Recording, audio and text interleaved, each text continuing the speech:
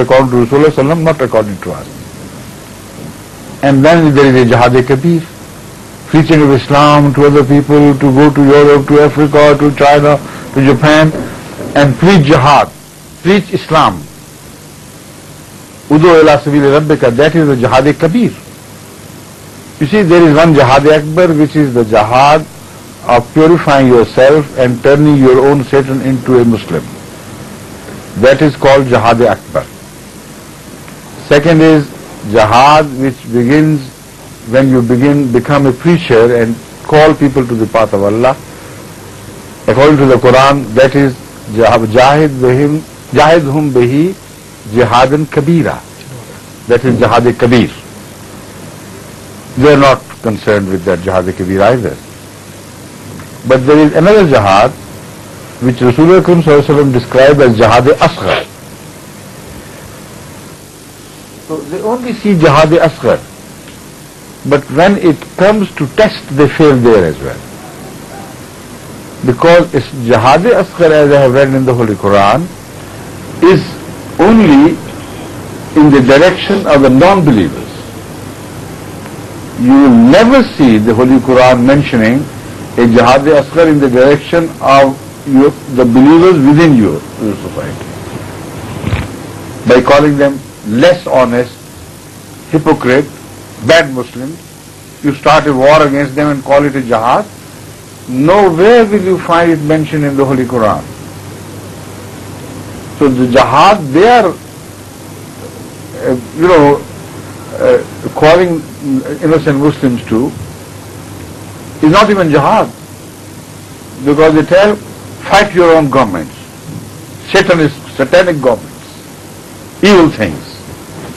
Fight that sect in Islam. It has nothing to do with Islam. Fight that sect. Sunnis must kill Shias, Shias must kill Sunnis. This is the jihad. Now when you discuss this with them, you said you don't see. They are like infidels, like non-believers. But they go a step forward. He said they are worse than infidels, these people. So whenever you come across such extremists, you will always also hear this from them, that what you are talking about, these rulers in the name of Islam, whether they are Egyptians or Saudians or Algerians, whatever they are, they would tell you they are worse than infidels. Because being Muslims, they are hypocrites, they are not practicing Islam. In the name of Islam, they are usurping the rights of the Muslims. They are worse. Alright, if they are worse, at least have sometimes, occasionally, a go with the lesser infidels as well. Sometimes go and fight in America, sometimes go and fight in England, in other European countries. So must you fight only with the greatest Satan? The lesser Satan, okay, we agree. Sometimes fight with them as well. You don't do that at all. Why have you given them free leave to whatever they do? And as far as their arguments is concerned, it is absolutely false and fallacious. The Holy Quran disproves it and rejects it. First of all, they say they are hypocrites. We don't know. Who knows who is hypocrite? Because a hypocrite is the one who has different things in his heart and different on his mouth, different on his lips. So they say he is a hypocrite. Maybe they themselves are hypocrites. We don't know. Allah knows best. But now I take you back to the Quran. Were there not hypocrites in the time of Hazrat Muhammad Sallallahu Alaihi Wasallam? Or were there? No. Was Holy Prophet informed by Allah himself or not that a lot of people who come from among the Bedouins, they are munafiqeen, they are not Muslims, and they say they have believed, they have not believed. Permit them to call themselves Muslims. We don't stop that. This is a fundamental human right to call one whatever one likes. But God informed him that they are not Muslims. Why didn't he wage a jihad against them? When did he do that? Not only that, people may say God had said they are hypocrites, but nobody knows. Allah tells Muhammad sallallahu alaihi wasallam, you know them from the signs on their faces. You know each of them. Yet he didn't. And there were people who were called chiefs of hypocrites. The greatest chieftain among them was Abdullah bin Ubay bin Sulul.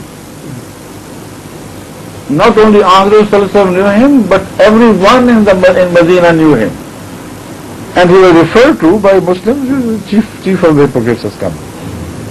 And when Rasulullah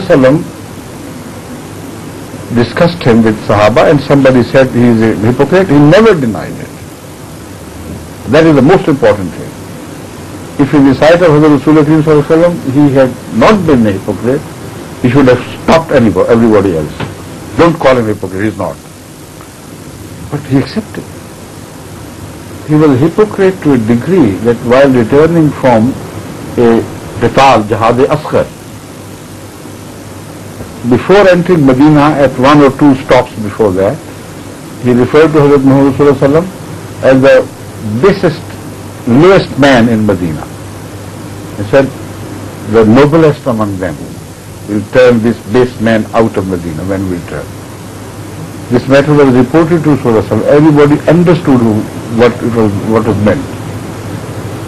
If Rasulullah could not wage war against a hypocrite while he knew war must be waged, at least there were those who suggested it to him, sought permission from him. All right, Ya Rasulullah, don't kill him yourself for reasons best known to you, but let us. Umar was one of those.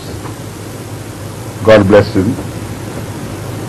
But one after the other, when people approached Rasulullah for seeking permission, he rejected outright. Until the son of Abdullah bin Ubay bin Sulul himself came and said, Ya Rasulullah, I know what's happening, permit me to kill my father. Because he's insulted you. You cannot tolerate it. This is another example of how people were transformed. Waliyun Hamim, the son of the greatest of hypocrites, had turned into a Waliyun Hamim. Rasulullah said, no, nothing done. He was adamant, absolutely. He said, what jihad was that? Don't they know the ulama of today? Was he not worse than the infidels? When the Holy Quran stopped Muhammad Rasulullah for saying his prayer, janazah prayer. Previously he had said it, despite this injunction that you shouldn't say they are hypocrites. He said, the Holy Quran had told him that if you had said istighfar for people like him, even 70 times, God will not forgive them. What clearer injunction than that could be about the hypocrisy and God's anger against them? Yet when this man died, what sort of jihad that was? Rasulullah went to lead his janazah prayer.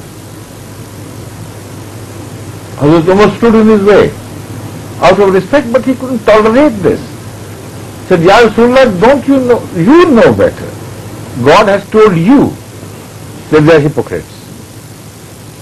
And God has told you that even if you seek forgiveness from them, 70 times He would not forgive them. Is that right or wrong? Rasulullah said, right. He said, right, but leave me alone. Get away. I am going to leave the janazah prayer because if God would not forgive him for my seeking forgiveness for 70 times, I'll do it more than 70 times. What an excuse.